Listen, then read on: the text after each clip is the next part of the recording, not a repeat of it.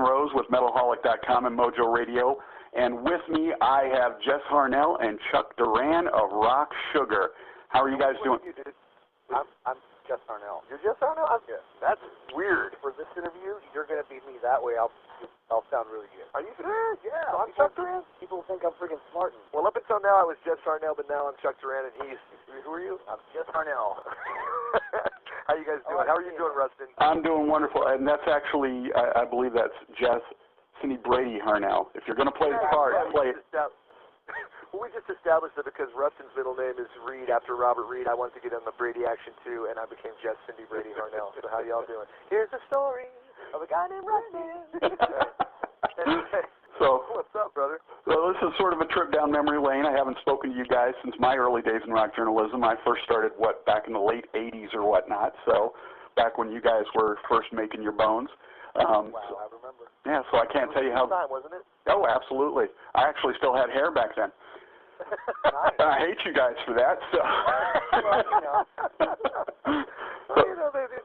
What do they call that? There's always that, what's that guy on TV? I'm not just a client, I'm not just a member, I'm also the president. Oh, yeah.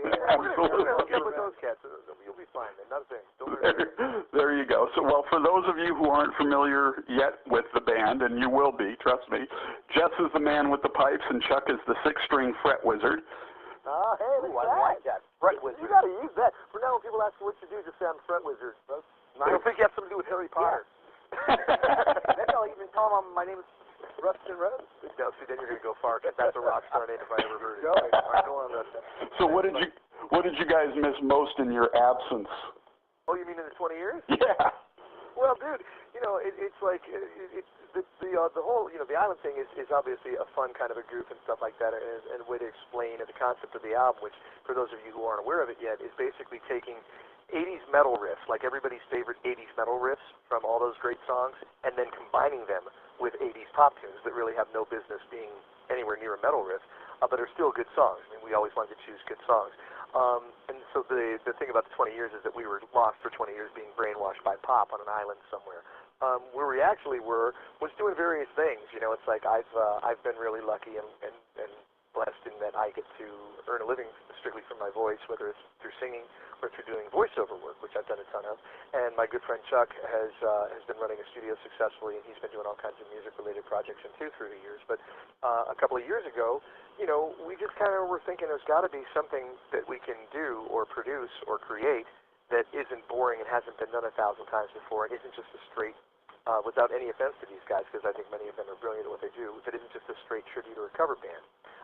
But if we could figure out something that had a more clever kind of a hook to it, that we'd be interested in doing that.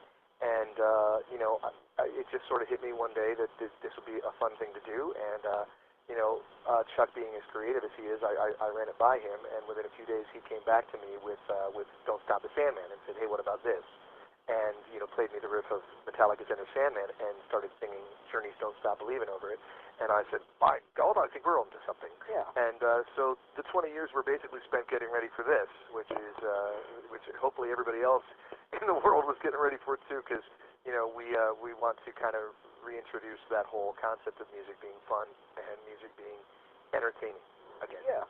And in a nutshell, it took us 20 years to come up with an idea in this crazy multitasking world where people are sending emails, watching television, cooking, and sending a card to your wife at the same time. That's pretty thoughtful how you work the romance in there, buddy. Exactly, but if you can do all these things and everybody's doing it at the same time, the only thing you couldn't do before Rock Sugar was listen to 3 songs at the same time, and now you can. Yeah, well, the best way that I have to describe the band to anybody, Rustin, is that it's music for people with ADD, because as soon as you start getting bored with a song, another song starts. Yeah. You know what I mean? So there you go. Every 45 seconds, there's a new shiny object. But what's really scary is how true that is. Yeah, right? It is true. It is true. Oh, yeah!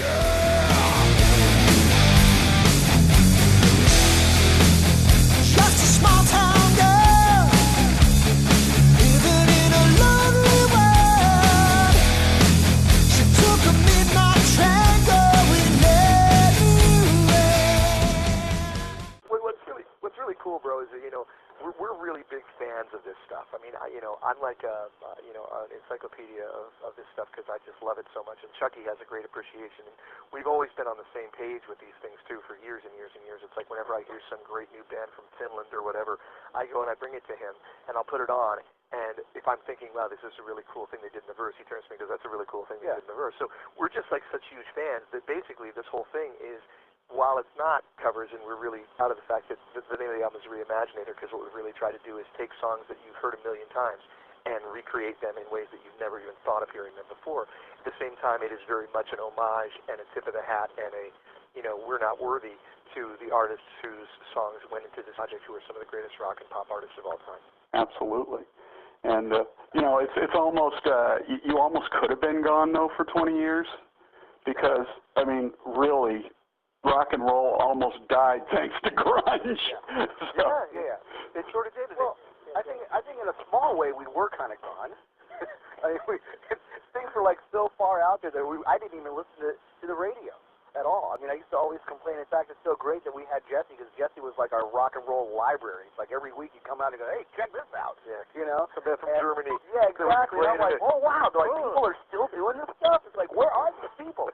But out here, it was crazy. So, I took a huge hiatus from radio, and then now it's like people are actually, writing to us and sending us fan mail and stuff saying like, oh, my God, you guys, this is so cool. And everybody's really loving what we're doing, and we're happy about that. Well, the thing is too, bro, is that honestly, there's certain times in life that, a great idea comes along, and the smartest thing you can do is just let it do its thing and get out and get in the way. There are a lot of people think of things, and they say, well, I'm not going to spend the time or whatever that would be required to actually make this something tangible.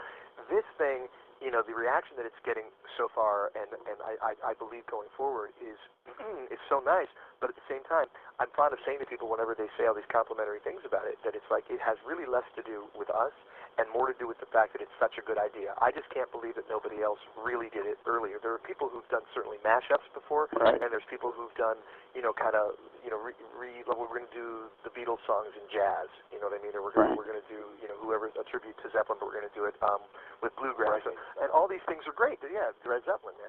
They're all great. But in terms of like combining the best of the 80s rock, which people love, and the best of the 80s pop that people love, and doing it live and trying to do it really at a high level, because that's another thing. A good friend of ours is Fred Corey, the drummer from Cinderella, right, and we played Fred some of the stuff as we were going, and he's just a really dear friend, and he turned to us at one time and he said, you guys had to have enormous balls. I don't know if you can say that or not. Can we say balls? Can we say balls? You can say balls. You say anything you want. Kick ass. So we just said balls. Okay, so it's like to do what we did, because you know that when this comes out, people are going to measure it against those bands and those songs. And Chuck and I kind of looked at each other and went, wow, I hadn't even really thought of that before. And I think if we had, we would have been really daunted by it, because it's like people know this stuff so well that we had to, we had to achieve a certain level of quality with it. And I think that we're really proud of how it turned out, and hopefully people will like it as much as we do. Oh, yeah, absolutely. And when you were saying that, it has less to do with you than the fact that nobody came up with the idea first, or at least went out and did something with it. But that's not entirely true, because you really have to have the chops to pull this kind of album off. Thank you. I mean, you're right. That's kind of what I was just saying. I mean, I personally think, I've been watching Chuck play for years and years and years, as people probably know, and he's never played better than he did on this thing, and I think that it brought the best out of everybody, because we all just wanted to, do something really, really special, and I like it, because, I mean... And you too, man. Jesse too. I mean, he's singing his ass off all over this record. I told him, in fact, through the whole process of the record, I said, dude, like, I've never heard you sing like this before. And even now, I tell him now, 20 years later, right? I'm telling him that, this is the best thing he's ever done since I've known him, and I've known him since he was like 6. so we stretched, man.